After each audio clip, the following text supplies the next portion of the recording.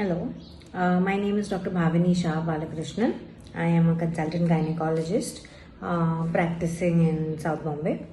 I had joined Dr. Sanket Pisat for a laparoscopy course. He visited this place at Azamgarh with Dr. Seema Pandey, where we did around 41 cases of various laparoscopic surgeries, infertility related procedures, and it was a wonderful experience because right from you are continuously being exposed to a number of cases.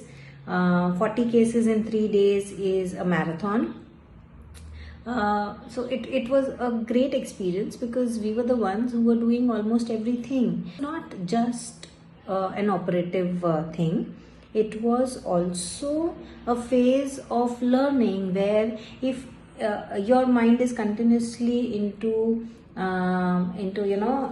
thinking as to okay, this is the next case, what are the things that we need to get ready, and we were continuously working on it.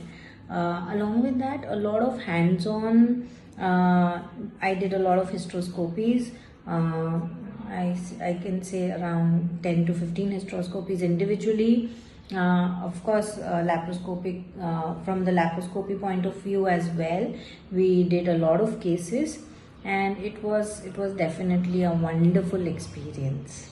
Thank you.